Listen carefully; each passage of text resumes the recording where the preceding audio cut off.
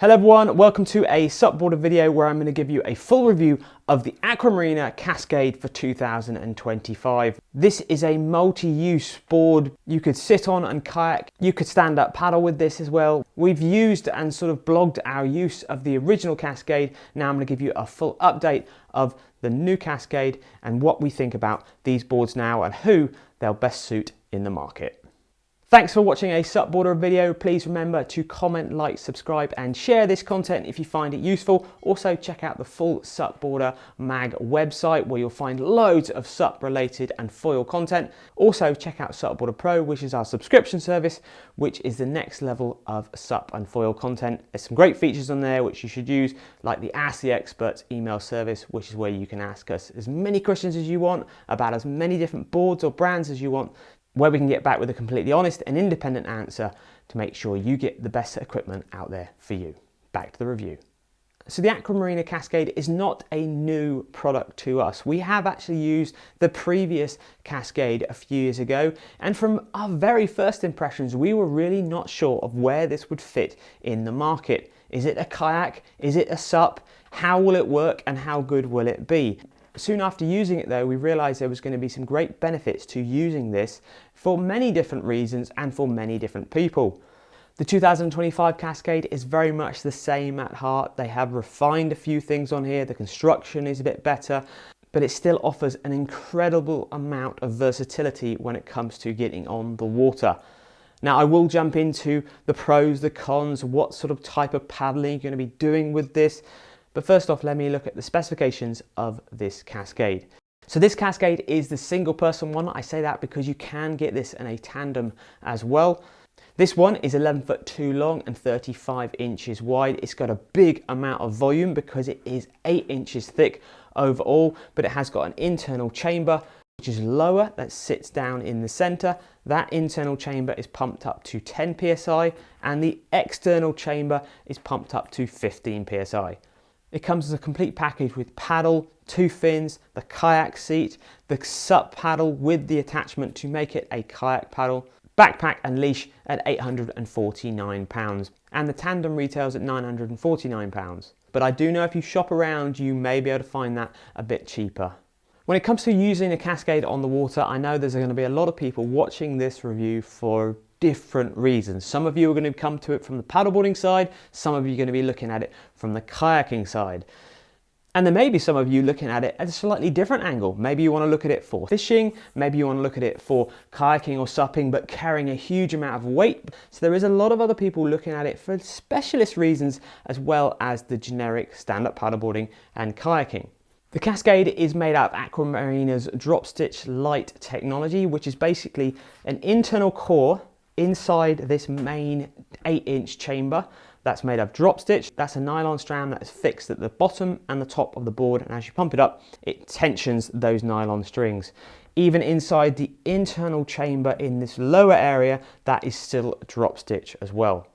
It is a fairly lightweight vessel. When we weighed it with one fin without the kayak seat, it weighed 10.95 kilos, which is actually a fairly good weight for the amount of material that's on this board. Obviously that's going to help when you're going to be carrying it longer distances, either handling it or in a backpack. Aqua Marina have put the right stuff on the Cascade. For example, they've given you carry handles in the correct positionings. So you've got a nice nose carry handle, a nice tail carry handle, helps carrying the board in and out of the water on your own or with a friend. There's carry handles on the sides here, which is great for when you're carrying it on your own or maybe you're carrying it on the head. Also, these carry handles work really well if you're paddling with little kids. They've got something to hold on as well. They're all very nicely padded carry handles, the same sort of carry handles you find in the rest of the Aqua Marina range. They fitted bungees at the front and at the back, also with their trademarked red strap bungee across there. Just allows you to shove cargo, dry bags, flip-flops, drinks just underneath these bungees. But if you wanted to carry more gear as well, you could also put it in the central area as well. It doesn't get in the way too much when you're stand-up paddling it. I will talk about how you will paddle this in a minute. Let's keep on looking at the features. Moving towards the back of the board, behind the central dugout area, you have 2 Velcro strips here. This is where you can stick the kayak seat onto. And then also the kayak seat clips onto these D-rings either side and to the D-rings at the back there. The kayak seat itself is actually fairly well padded, got a little pocket in the back, and it is quite easy to adjust to get comfortable. The board's got a good amount of EVA foam to give you grip and more comfort when you're sitting and standing on the board. Moving towards the back of the Cascade, you've got the inflation valve and you've got your leashing point as well. Generally with leashes, a lot of people wearing leashes with stand-up paddleboarding. With kayaks, they are generally not. You could easily wear a leash with your kayak as well. The good thing about wearing a leash, if you're paddling off a beach without any obstacles or currents, obviously it's going to keep you attached to the board just in case it gets windy, you fall off, the board or the craft gets blown away from you, that leash is going to keep you attached. But of course you do need to be really aware of the negatives or drawbacks to wearing a leash, especially in moving water. Definitely check out the SUP safe videos we have done about the risks of using leashes. Looking at the bottom of the board, you can see the two fin systems. They're both the swift attached fins, one near the center, one near the back of the board. Generally, if you're paddling it as a stand-up paddleboard only, you would have it in the back fin. And if you're using it as a kayak, you potentially would paddle it with both fins. But to be fair, you can paddle it with both fins when you're supping as well.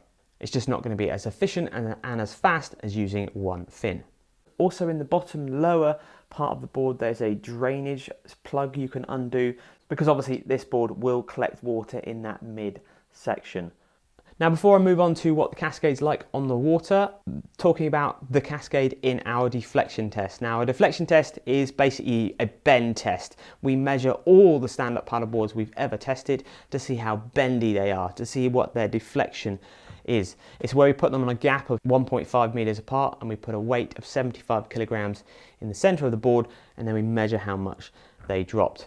This is an 8-inch thick board pumped up to 15 psi and it actually only dropped 10 millimeters, which is actually really quite stiff. Some of the bendiest stand-up paddleboards on the market are around 25 millimeters and the stiffest around 7.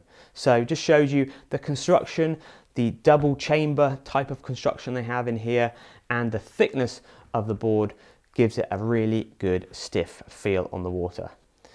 Talking about it on the water though, what is the Cascade like to use and paddle and how versatile is this board?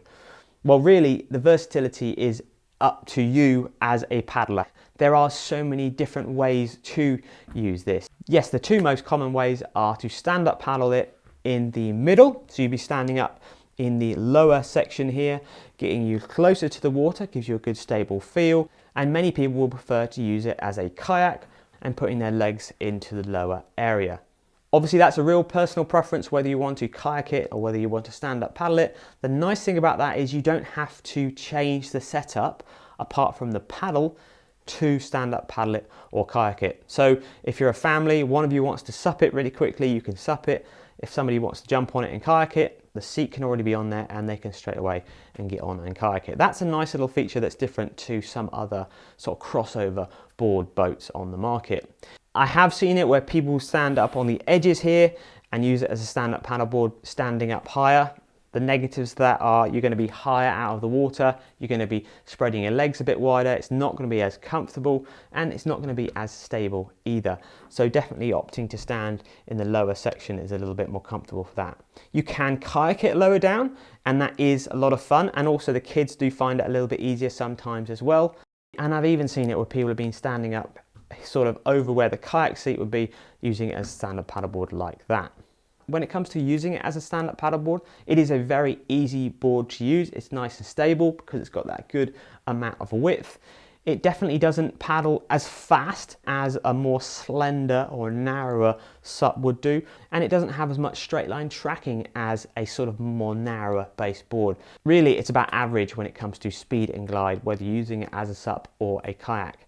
But it is very maneuverable, so it's quite easy to turn around, whether you are SUPing it or kayaking it. And a lot of people who are getting on the water for the first time, they're generally not paddling as far. They want to turn around a bit more, stay closer to the beach. The Cascade is a lot easier to do that. Now, just because I'm saying it doesn't track in the straightest of lines compared to this equivalent board of the same length, it doesn't mean it's hard to paddle in a straight line. If you're more of an intermediate paddler or you've paddled a few times, it's not going to be hard to paddle this in a straight line. And you could paddle this for a fair amount of distance as well. It's not going to be the fastest, of course, but you are going to be able to carry a large amount of gear with you to go for a little journey or a little expedition. As I touched on earlier, you've got the bungees at the front and at the back, but really when it comes to paddling with gear, the real sweet spot for me is in the middle, just in front of your standing area. Now what that does by you loading up the middle of the board in this sense is it makes it very, very stable, because it makes the board sit low in the water. All the weight is down close to the water, and that gives it a really stable feel. Obviously, if you put the weight up on top of the board, it's going to allow it to be a little bit more tippy in how it feels. And also, if there is any wind, it's going to affect it that much more, hitting the side of the Cascade in general, because it's 8 inches in thickness, and also your cargo on top of the board as well. This sort of moves on to who will it best suit. It's going to be a huge amount of versatility in the Cascade.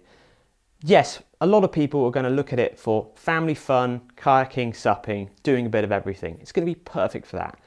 Also, as I said, there's a potential there. SUP fishermen, kayak fishermen, touring people want to explore a little bit further. Maybe you want to go diving, spearfishing. You can carry a load of equipment on here, a load of weight on here as well. Yes, you're not going to want to be paddling many miles with this. But if you don't mind traveling a little bit slower and you have got that slightly better paddle technique, whether it be kayaking or supping, you are going to get this board to paddle and cover a bit of ground. It's a great thing for getting kids on the water for the first time. A lot of kids want to maybe start kayaking. They don't really want to stand up. It gives them that great versatility to do lots of different things on a board. And as I said earlier, you haven't got to change it from a kayak to a SUP. You can just stand up and start using it, or sit down and start kayaking. Finishing off with negatives and a summary of the Cascade. Well, negatives, things you need to be aware of. I probably already said it already. It's not the fastest of boards or kayaks on the market, and that's something you do need to be aware of. It's not super slow by any means, but for the amount of cargo and equipment you could take on it, you almost want it to be a little bit faster for what you could do on this board. Another negative, a lot of people are missing the spray attachment that was on the original Cascade. There was a little lip here that would take a spray deck. A lot of people are missing that now. They've dropped that in this year's, so you cannot fit a spray deck on this one like you can the original one. As I touched on earlier, the high sides will get affected by that wind so much more, so you don't really want to be paddling this in a lot of wind. And also, this high sides will make it harder to climb back on as well. So if you think you may struggle with this, of course, this may be more of a negative for you than some other people. And the last negative is obviously this is a compromise between a SUP and a kayak. You're not going to have the best kayak experience, and you're not going to have the best SUP experience. That is to be expected because they're trying to do two different things. And that compromise is probably more around the speed and the glide this has compared to equivalent kayak and SUPs designed specifically for each of those purposes. But there is a huge amount of pros to this. The fact that it's light, it goes in a bag, it's indestructible. The amount of times I've seen people trying to get their really heavy plastic kayaks on the roof and they're basically breaking their backs, or they don't want to take them to the beach because they cannot be bothered to carry them that longer distance. The Cascade is really quite a lightweight board that's fairly quick and easy to pump up, and a lot of people will get on the water using this opposed to not getting on the water because they have heavier boards and kayaks that they just don't want to take down the beach anymore. When I very first saw a kayak SUP, I was a bit negative on the whole thing, but now having used it and also having seen my daughter on it and use it as a family piece of equipment, it is incredibly versatile, and it is something that I would always like to have in my kit bag. When you just want to go to the beach, get out on the water, do lots of different types of paddling, maybe as a family or as a solo paddler. I hope you found this review interesting and informative. My name is Ruben. Thank you very much for watching it. Have you got any questions about the Cascade? Do you own a Cascade? Please let us know your thoughts. Remember, if there's potentially two of you looking at carrying even more cargo, look at the tandem, and also check out the Aqua Marina website. They've got a large range of equipment. Thank you very much. I'll see you on another video soon.